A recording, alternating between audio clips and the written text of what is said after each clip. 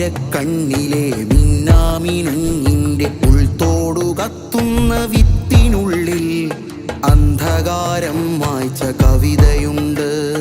ചിത്രത്തഴമ്പിനെ ചുറ്റിത്തുഴയുന്ന കൈവരപ്പാടിന്റെ ചിറ്റിനുള്ളിൽ ഹൂയെന്നൊരാഖ്യാന കഥയുമുണ്ട്.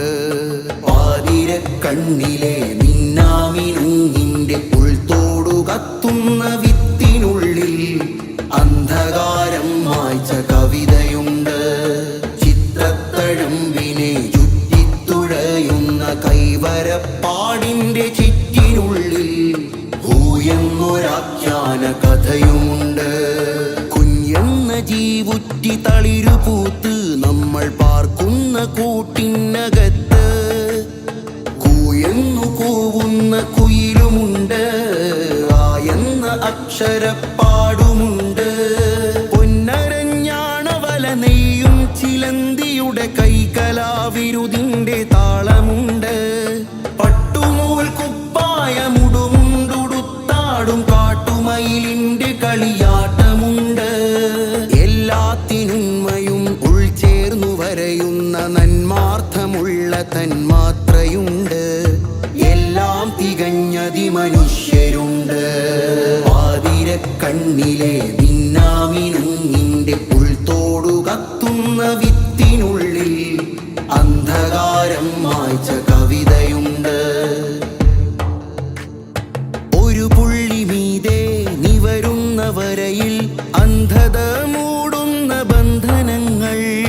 ഒരു വള്ളി താഴെ തറഞ്ഞ തരിപുള്ളിയിൽ മൗനം തളം കെട്ടും ഗന്ധകങ്ങൾ. കാട്ടുമുളകൊമ്പിന്റെ കൂർത്തയഗ്രം ചേർത്ത് നീലമഷികായയുടെ നീരുമുക്കി കാറ്റുമൂളുന്നരിമ്പാറയുടെ മേലാപ്പിൽ നൂറക്ഷരം വേരിറക്കി. പാത്തുവെച്ചിട്ടു നാം കാത്തോർത്തു കഴിയുമ്പോൾ ചിത്രാക്ഷരങ്ങൾ നിറഞ്ഞു പൂക്കും. ഉത്രനക്ഷത്രമായി പൂത്തുലയ്ക്കും തേയ്മാന കാലത്തും മായാത്ത മാനത്ത് നമ്മളെല്ലാം പുഞ്ചിരിച്ചിരിക്കും. നാം പിന്നെയും പിന്നെയും ബാക്കിയാവും. അമ്പിളിപ്പൂവിനൊരു മന്ദഹാസം, അന്തിമാനത്തോപ്പിൽ ചന്ദ്രഹാരം.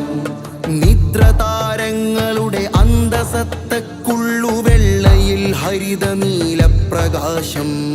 കാഞ്ഞിരക്കായയുടെ കൈപകറ്റി ആലിലപ്പൂക്കളും തേൻ ചുരത്തി. പുസ്തകപ്പുഴയിലെ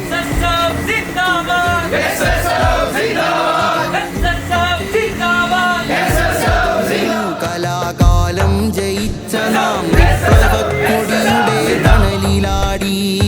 അക്കൊടി ഉയരത്തിലുയരെ പറ